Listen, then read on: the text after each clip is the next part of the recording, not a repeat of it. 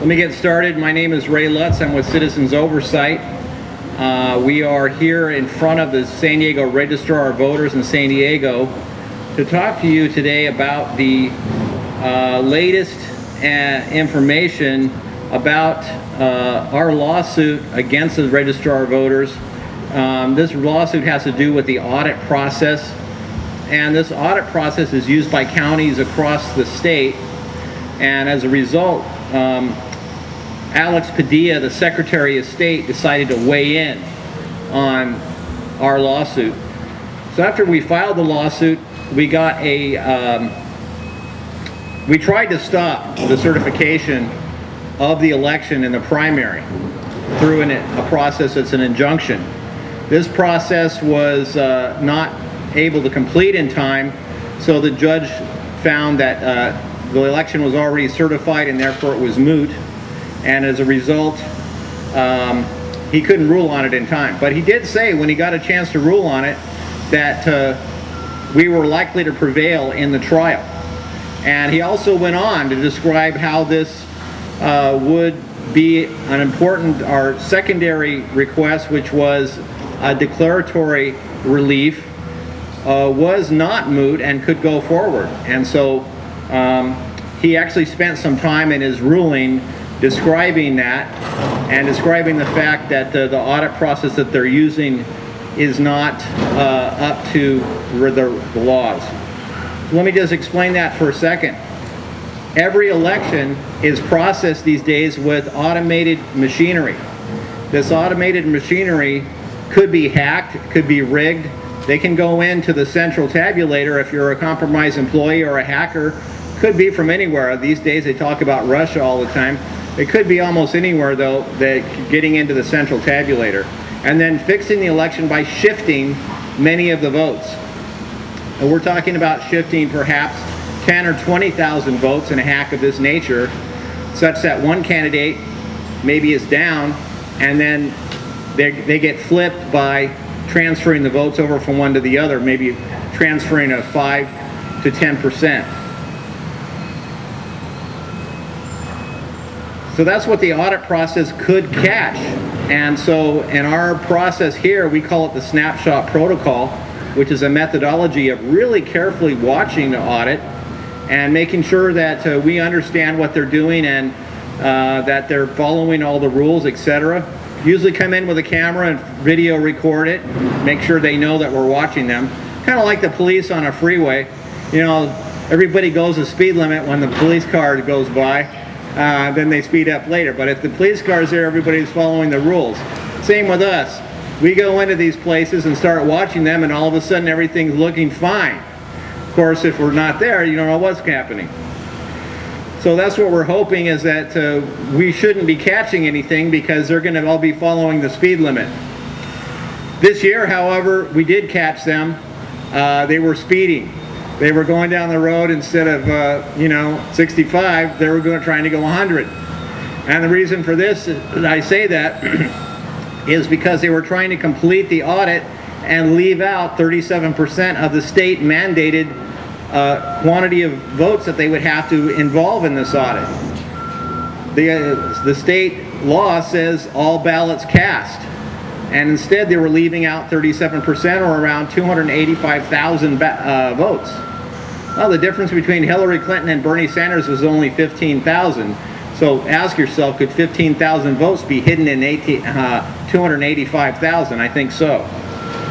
So that's why we're concerned about this type of audit, speeding on the freeway. Yeah, they wanted to get it done faster, they wanted to get it done more cheaply, and so they're violating the law. And so our lawsuit is to take them to task on this. Of course, some of their defense was, look, everybody else is speeding on the freeway, so we shouldn't have a ticket. Well, try that next time you get your ticket on the freeway with the judge and see if they let you off the hook just because other people were speeding. That doesn't count. So he kind of ignored that. They also just said they don't have enough money or enough time, and he said, it's your responsibility to make sure that you do have enough money and time, because that's the state law.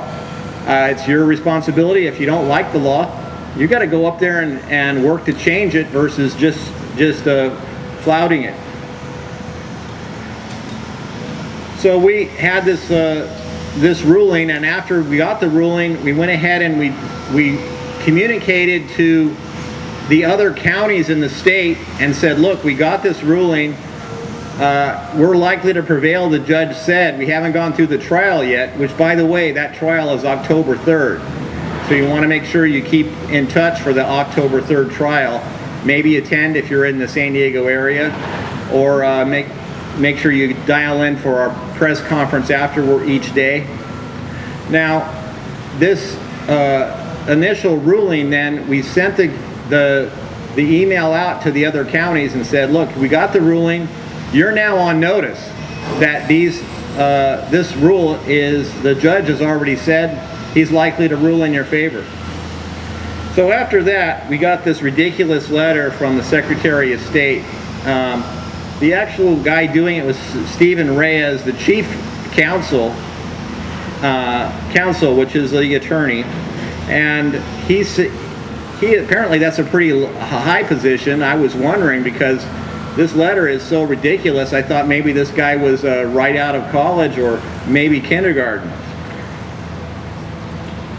He made all of these arguments against our points in our lawsuit, and all of these points that he made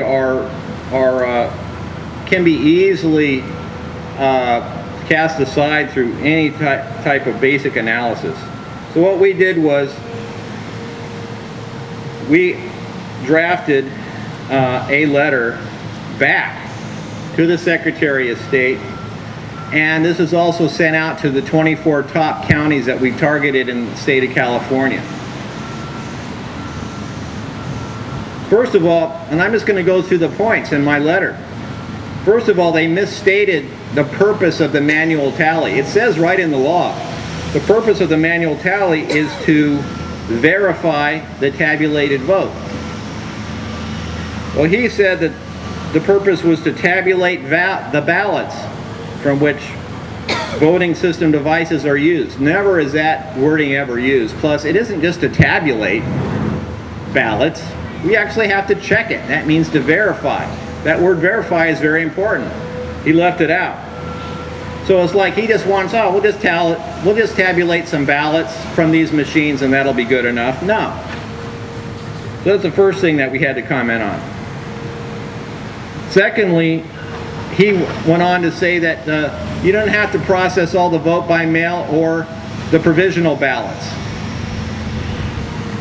And he stressed this idea of automated equipment, as if the vote by mail and provisional ballots are not processed by automated equipment. Well, look, even if you do bring in the vote by mail ballots, yeah, they might not be processed by equipment in the precincts, but none of the people voting in San Diego County use equipment in the precincts. Pretty much everybody uses a paper ballot here. Only about 1%. You may have just a vote or two in each precinct, if you're lucky or unlucky, that uses that direct recording equipment. That would happen if they're handicapped, can't hear, different languages, maybe a few reasons for using it. Otherwise, you're better off using that paper ballot because it has a solid paper trail, even though these electronic machines are required by law to have what they call a voter verified paper audit trail. So you can use them and there's an audit trail there. But basically, just because you're not using automated equipment in the precinct doesn't mean the ballot is not processed by automated equipment. Sure it is. They bring it in here, they scan it, they put it in a computer. There's all kinds of ways that it can be monkeyed with. That's the first thing we had to call them on, or actually the second thing. Next, are they processed during the official canvass? Okay, the law says the vote by mail, the 1% manual tally, it says that the audit, this 1% manual tally, has to be conducted during the official canvass. Well, what is a canvass? That's the time when they're actually processing the votes, tabulating them up, and deciding on what the result is. It starts when they first send out the ballots, and it ends all the way up to certification. Everything in between is part of that official canvass, including, by law, the 1% manual tally is in there. Well, this guy, Stephen Reyes, up at the Secretary of State, seems to think that the official canvass somehow magically completes when you count that last provisional vote. He said, well, you can't put the manual tally in and still accomplish all the provisionals, because if you start counting the provisionals and complete them, bam, the official canvass is over. You have no time to put in the manual tally. Wrong, Stephen Reyes. The fact that you're counting a provisional ballot and you get to the end of them doesn't mean that the official canvass instantly terminates and then, oh my, we don't have time to do the manual tally. Has this guy ever experienced any kind of election processing at all up in the Secretary of State's office? I don't think so. He doesn't know what he's talking about.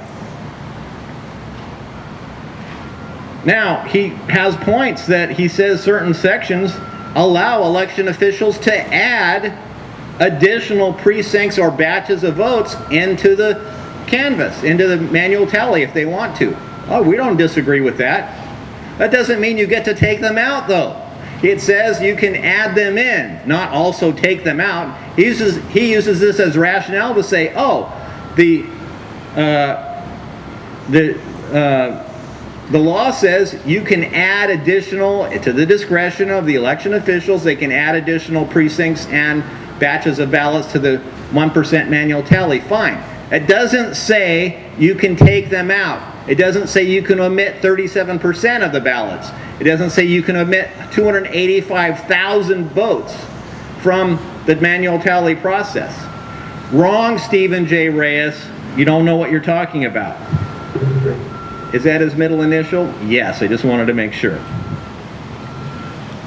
Section 15360, that's the law of the election code, and you may hear that.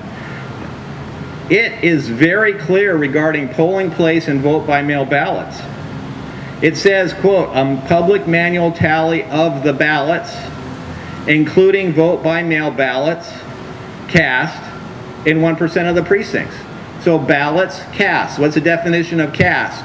Well, look it up in the dictionary. It means when you submit your ballot into the box or you put it in the mail. That's what cast means. Webster Dictionary has that one for you. In fact, they don't define it, so you got to use a dictionary definition. Now, here's the thing. Back in about 2006, they were putting Deborah Bowen, who was a senator at the time, a state senator from Redondo Beach area. Later, she became the Secretary of State. At that time, she was a senator, and she said, look, I discovered that we're leaving out, these people are not counting the vote by mail ballots. Why did this happen? It's because historically, the people would not be submitting vote by mail. A long time ago, they didn't have it. So everybody went to the precinct. Then it became just absentee voters. And so then you became a permanent absentee, kind of became popular. And because you did use a paper ballot, and everybody said, we don't like those machines.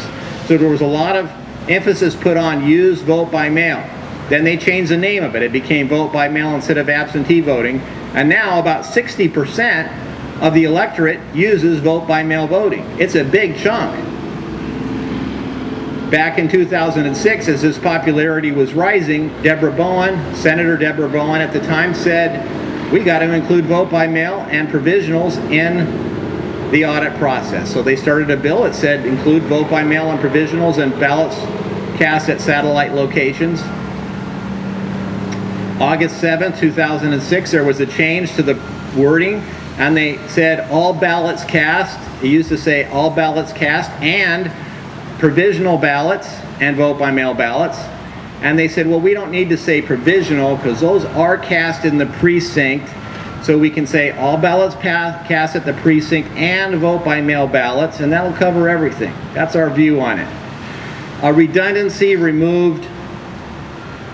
Secretary of State and many of these other counties said, oh, they removed the redundant specification from the bill. Therefore, they actually meant you don't have to do provisional ballots.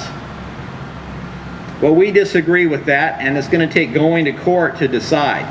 But really, the vote by mail part of this discussion about the 27% that was left out by this registrar 10% of the provisionals and 27% of the vote by mails, there's no change in the bill. There was no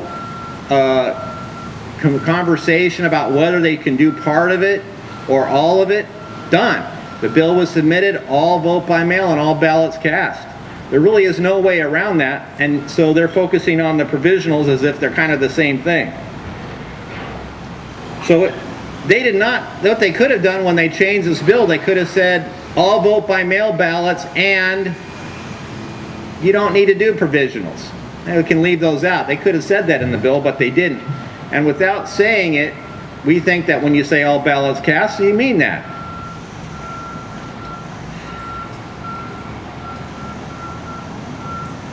This guy, Reyes, also glosses over our case. He says,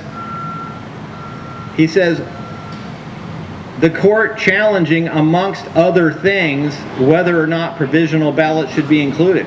What are the other things? Vote by mail ballots should be included. He's just ignoring the vote by mail. He says, well, we'll put that in amongst other things because we don't want to talk about that. Why? Because they know they're dead wrong.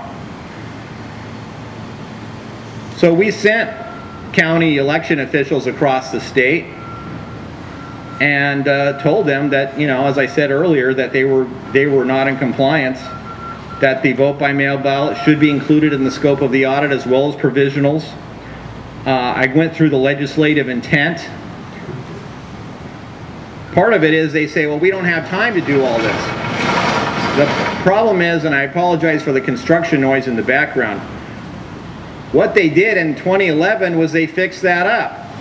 Assembly Bill 985 allowed them to do more than one audit process. You can do a first audit process, a second audit process, really as many as you need, but basically two, the ones you can do on election night and the ones you have to do later. That way you can get that first part started, the big part. You can get it started and done before you get the rest of it done. All this argument about we can't do it in time, well, I'll tell you something, we researched this, and this Registrar of Voters didn't start the vote by mail processing until June 28th. That was only days before certification was required on July 6th and July 5th for the presidential race. They only had a few days there. So they could have waited, got all the vote by mails together, and then done the tally at that point. So they're just lying through their teeth saying they can't do it in time. Then also we have this thing called the California Association of Clerks and Election Officials, CACEO, which is the association of people like this registrar here who get together, usually for little junket vacations that are paid for by the county in vacation spots, really doing nothing but just sitting by the pool. But sometimes they talk about stuff. And one of the things they do is they get together and talk about legislation that's going forward, and they have a team that goes in and lobbies for their position. What do they lobby for? Crappier audits. Let's not do it all. We don't have time to do all that. Do they talk about whether it's actually verifying the vote? Never brought up. Let's just save time. Let's not do it all. Hey, let's get together, and who else doesn't want to do this? Hey, let's team up. If we ever get caught, we'll say that you're also speeding on the freeway.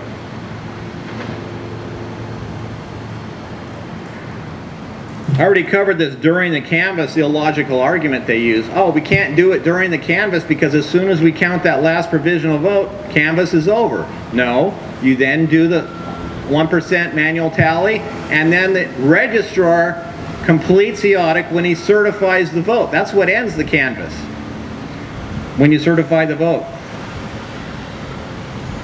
Now the question here is, can you verify, can you accomplish the purpose of the manual tally, which is to verify the automated count and omit 37% of the votes?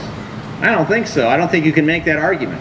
I don't think that you can say, well, we're going to take this big chunk out and any hacker will know which ones they are. They can then fix all those. We can't verify that they're ever not fixed.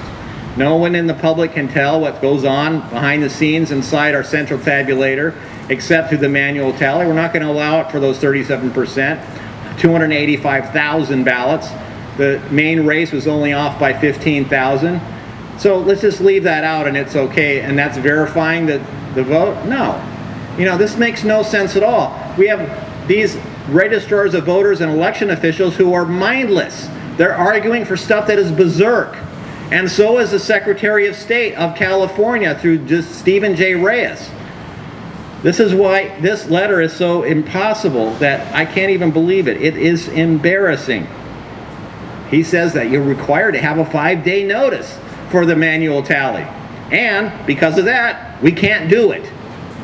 Can't do the 5-day notice and do the manual tally? What are you talking about?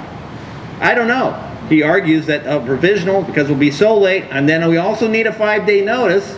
No, you just notify 5 days before you're going to do it. You can do it the notice ahead of time. He says that this case here in San Diego, the results of this case doesn't apply to anybody else except for San Diego. I beg to differ, because what this is doing is deciding what this law means. The other counties can say, well, we're not San Diego, so you're not forcing us to do that. And the courts are not going to force us to do it. Look, election officials, I hope you're watching this. You need to get real here. Once you know that this has been decided by the court under the reasonableness criteria of the reasonable manager, you're required to take actions based on what you know at the time or should have known. And if you know at the time that a court has ruled and that the meaning of the law is as it's written and not some other meaning that you've dreamed up, then you should follow what's written in the law. Otherwise, you're not being reasonable. Now, Citizens Oversight is not a very litigious organization. We don't enter into tons of lawsuits. We have before, but this is the really first one with regard to election integrity, because we did not have any other option. We asked Michael Vu, the registrar here, to fix what we saw going on, and he refused. Respectfully, he said. So, you know, we respectfully filed a lawsuit and asked the court to respectfully decide on what should happen. We want to be respectful at every step of the way. But, you know, it should be able to be accomplished when we say you're not including enough ballots in the audit that they should say, okay, you're right, let's include those ballots in the audit. Now, the Secretary of the State makes a big deal about, oh, the other counties, you can continue doing what you're doing, and it's our position that you don't need to include all vote-by-mail ballots nor provisionals in this audit. I guess we don't care about verification. We don't care about the purpose of the law. Just do whatever the hell you want, apparently, because there's no rationale for this. And he's saying, at the behest of Alex Padilla, the Secretary of the State, that you can go ahead and do that, and we're not going to be involved in this. You know, it's like somebody catcalling along the sidelines, hey, you're not doing the right thing, blah, blah, blah, we're going to continue doing whatever we want. Secretary of the State, if you're really serious, you can intervene in our case. You can get there in the courtroom, and you can be there and be fighting for what you think is right, instead of just being on the sidelines and sending out these stupid letters.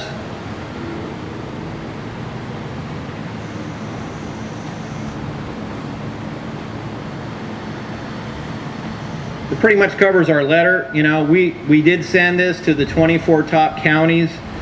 We're producing this press conference here today to provide information that will, to the voters and people that are activists that want to make sure that our vote is protected. Our game plan at Citizens Oversight is to enable and go after the top 175 counties in the nation. Now, that's not too big of a number given that they've got 8,000 election districts. We're looking at just the top 175, and that comprises 50% of the voters in the nation. So we're just going to do as little as we can to have as much impact as we can without going overboard. The next increment is you've got to go to 300 to get to 60%, or 500 to get to 70%. Let's start with 175. We're going to each one of those counties, and we're looking for volunteers that knows how to run a video camera, that can go into these meetings, have some sense about what they're watching, and and video record it. We'll be helping you out with training so that you know what to do and how to look at the information. So far, going pretty well. We had some people in Florida that volunteered for the primary down there, which happened on August was it 29th? It was at the end of August. They had their primary there. We had a few teams that went out to 5 or 6 of the counties, some of the key counties, got some recordings. They have a really weak audit there. They only do one race and 1% of the precincts for one race. So they randomly pick the race. Unfortunately, the randomly picking of the race is a little bit questionable, even though that could be okay if they did it. And then if they have a recount, unfortunately, they don't do any audit at all. So they say we're recounting, and they only recount the overvotes. So that it's a very, very weak law in Florida, but it's better than nothing. A lot of states have nothing. They have direct input voting devices with no audit trail and maybe no audit whatsoever. So in respect to that, California's law is pretty good if we can get them to follow it. So with this game plan that we have, I'd ask you to go to Citizens Oversight /sign up and sign up to our election team, and we'll put you with others in your county, in your area, and your state, if you want to be a state leader, to go and implement what we call the snapshot protocol, which is a methodology for watching the audit very, very carefully. Now, before I go on, I'd like to ask a couple people here to make comments. First of all, the attorney in our case, his name's Alan Geraci. He's been doing an excellent job. Alan, tell us about the status of the lawsuit. Welcome. Thank you. Good morning, everybody. My name's Alan Geraci. I am the attorney for Citizens Oversight in this lawsuit that Mr. Lutz has described to you. We're scheduled to start trial on Monday, October the 3rd, in front of Judge Woolfield in the San Diego Superior Court. And the trial will probably last 2 or 3 days, and Judge Woolfield will make a decision. Mr. Lutz has done a wonderful job of summarizing the status of the suit.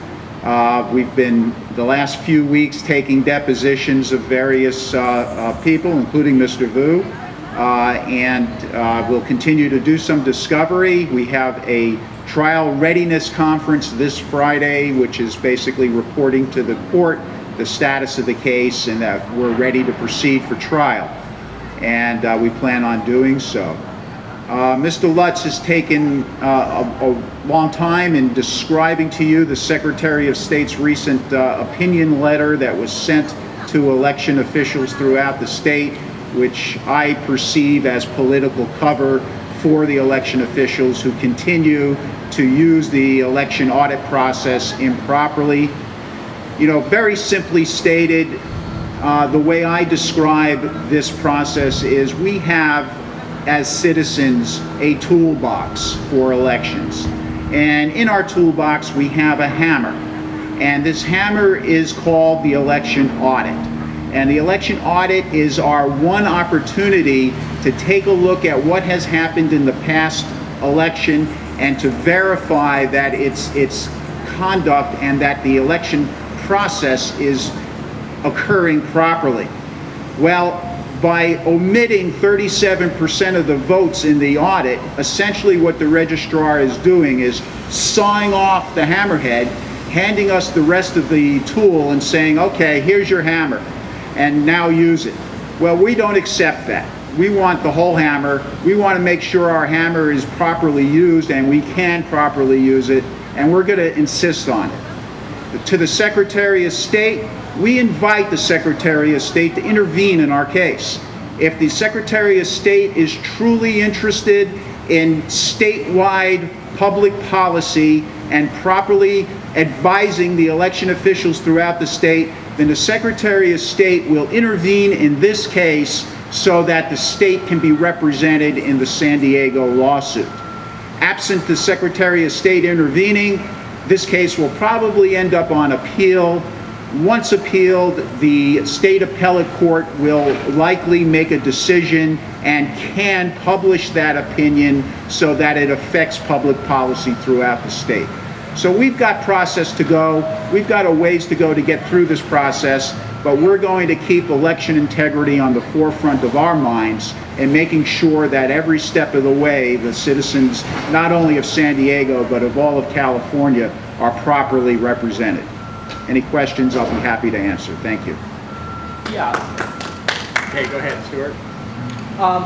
Just one real quick about this process. I thought, and correct me if I'm wrong, wouldn't the appellate process be the one, a decision from an appellate court be one that would tell other counties that this is the, you got to include these, provisional and vote by mail ballots in the audit? Wouldn't that be the one that? Excellent question. The question was essentially, wouldn't the decision in our case affect the other election officials throughout the state and how they conduct their business after an election in doing the election audit? The answer is absolutely it should. As Mr. Lutz pointed out, there's a reasonableness in the standards of their conduct, and if they elect not to do it, they're going to be challenged, not only by us, but by other citizen organizations. And they should be ready for that. That's why we perceive the Secretary of State's opinion letter from his chief deputy counsel to be nothing more than political cover for the election officials to keep doing what they're doing. But your question, inferred in your question, you're absolutely correct. They should conduct themselves reasonably. But they wouldn't be required to do anything different at that stage. Out of Superior Court. Legally, that is true, because this is a Superior Court case. The case involves the jurisdiction of San Diego County, and the judge is affecting a decision in the county of San Diego only. So from a legal standpoint, your observation is correct. Do you think that this will be resolved in time for the election? That's our goal. Judge Wellfield was very mindful of that, and that's why he gave us an expedited schedule. To have a trial in just a couple of months in the San Diego Superior Court is a great, takes great effort, not only by the parties, but by the court staff and the judge himself, who has a very heavy docket and calendar. And in terms of the discovery process, do you know about how many depots you've done?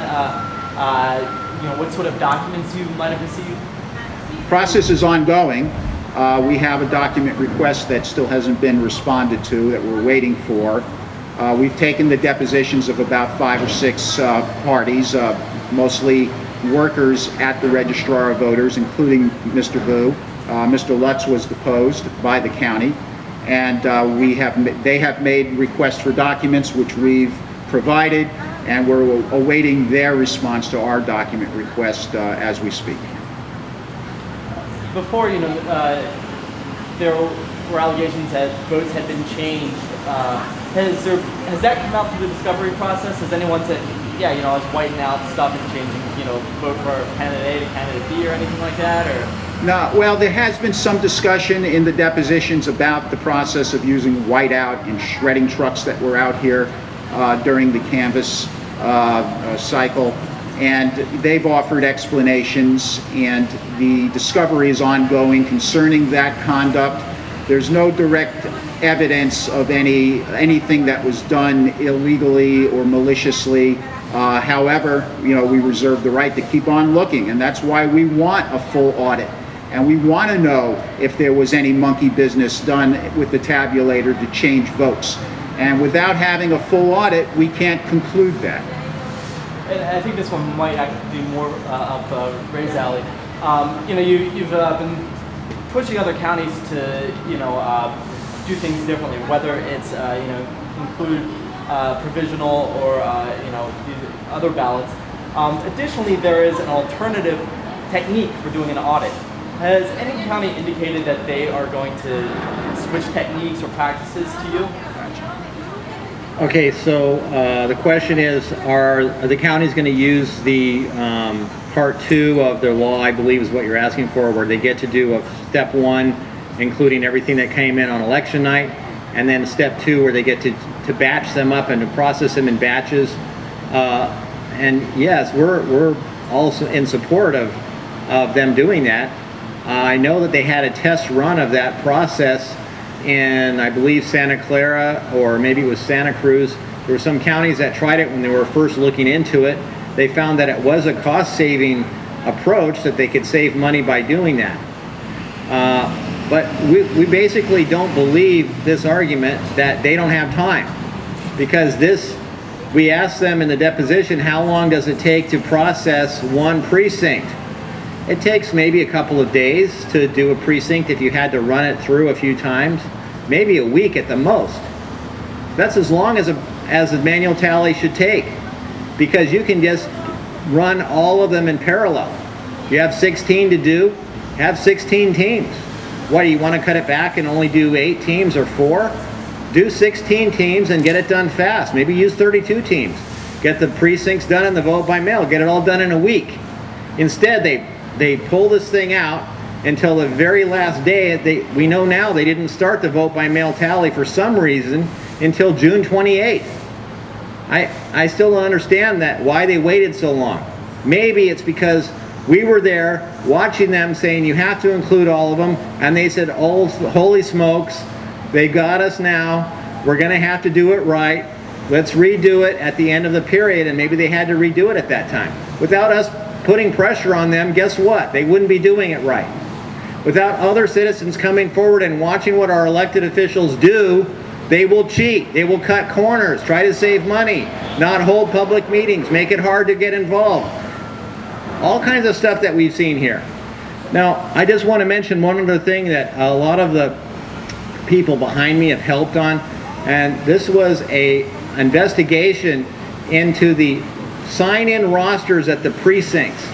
So we went in and we asked for 77, which is about a 5% sample of the sign-in roster. So these are the things that you come into the precinct, they find your name and you have to sign in, either on white pages if there's no problem with you. If you have a blue pages, you're a newly registered individual. If it's a pink page, then somehow your registration was deemed to be not current, and you put it on the pink pages, then they have to look you up. Or the peach pages, which are provisionals. So there's all these places to sign, and then they know whether you were a crossover voter, what kind of ballot you're getting. If you're a Republican voter, you got to vote on the Republican ballot. There's no chance to cross over. Same if you're a Democrat, you vote on the Democratic ballot. If you are a nonpartisan voter, then you have a choice. You can vote in the Democratic race, you can vote in the Peace and Freedom and I think Green Party in the primary only. You can't do this during the general election.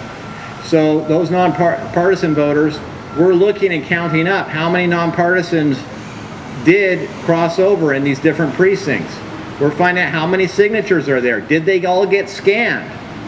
Were the nonpartisan voters that crossed over somehow withheld, put into envelopes, wait till the very end? This type of shenanigans that we're trying to find out for. Now, here's the thing: is we're going to be we're about halfway through processing this data. We think they're doing a lot of things right here at the San Diego County Registrar of Voters, and we think that overall some of their training and some of the things didn't live up to our expectations. So we're going to be publishing that in a report, which is probably going to be out in the next few days because we want to submit it as evidence in our trial. And this report does show that a vast majority of, or many of the precincts, I won't say a majority, but many of the precincts out there, we saw many nonpartisan voters, but 0 crossed over. For some reason, no one in that precinct crossed over. Pacific Beach, they had something like 50 nonpartisans, 0 crossed over. And then next Pacific Beach precinct, right next door, same kind of people, 37 crossover out of the number that they had. So this is anomalous that you would have 0 crossover in a precinct. We think that this is one of the ways that this election was rigged, by not allowing people to easily get that crossover ballot. Who was crossing over? Guess what? It was the nonpartisans who generally wanted to vote in the Democratic primary, because that's the big major party. Very few are going to cross over to the Peace and Freedom and Green Party, but they might. But it's just a fact that you're looking for that major party crossover. That's who it is. And out of that number, we see that there would be a sufficient number of people that didn't get a chance to cross over that would have made up the difference. And in that respect alone, in this county, Bernie Sanders would have won over Hillary Clinton. So this was one of the ways that they did rig the election, apparently, and we're looking into it. Maybe it was innocent, we don't know about it rigging, but it did seem to happen. And so this is why we need to make sure that corrections are made such that this doesn't occur in the future, and that's why we're here. Now I'd like to ask, does anybody, you want to say something, Patricia? Yeah. Okay, I'd like to introduce Patricia Gracian. She's one of the leading volunteers and really led the way in this recent investigation. Go ahead there, Patricia. Thank you. Yes, one of the things I find disturbing is that we across the U.S., everyone is so busy that they do not have time to go and do a second job as an observer at elections. Therefore, that leaves all the insiders to do as they please.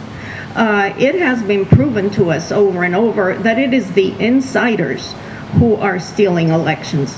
It is not people outside like the Russians hacking elections. That is just a very convenient argument that has come up, and particularly the Democrats are doing this time, saying that, oh, well, you have to watch out for the Russians, when it is they who were fraudulently destroying voter registrations, fraudulently knocking people out of their districts, or just not allowing people to have ballots where they could vote for president. And they did this over and over, and we observed that. I observed that myself at one of our polling locations here, where the poll worker was not allowing a person to get a ballot that they wanted, and which she was entitled to as a nonpartisan voter, to request a crossover ballot, and the person kept insisting that it had to become a provisional. This escalated into a 911 call, if you can believe it. So it is an explosive thing when you take away the right to choose a president in this country. We have very little observatory rights in our elections. Here it was proven to us when we were not allowed to see what they were up to. When you lose chain of custody of the ballots, that is huge. It happens the moment you lose track of the ballot. The moment you let go of your ballot, you have lost track of whether it's going to be counted or not. If you call into the county to find out whether your ballot was counted, they'll claim it was they'll say they received it. That's all they know how to tell you, and you have to trust them to tell you the truth.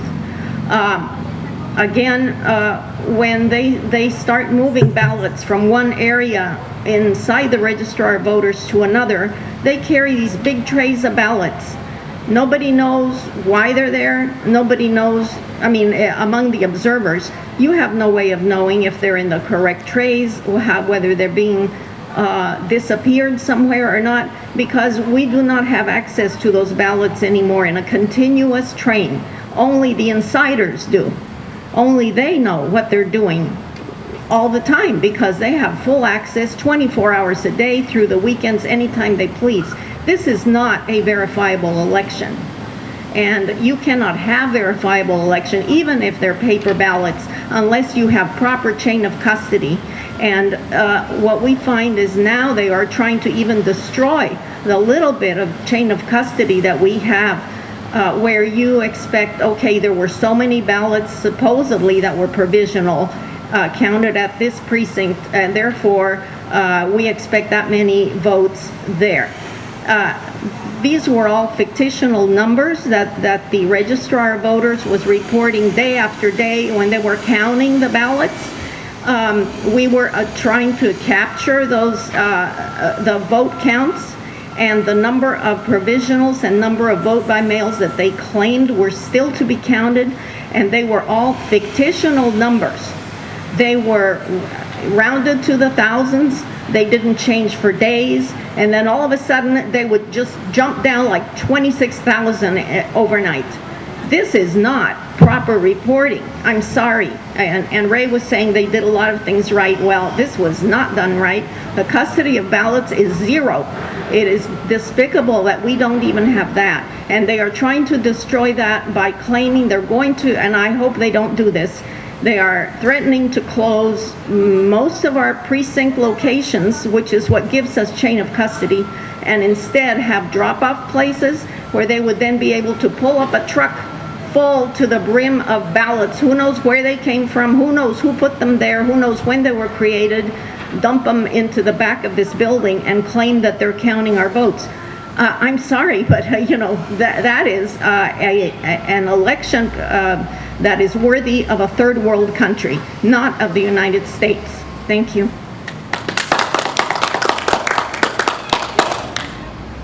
It's a big challenge for voters, people that you see here.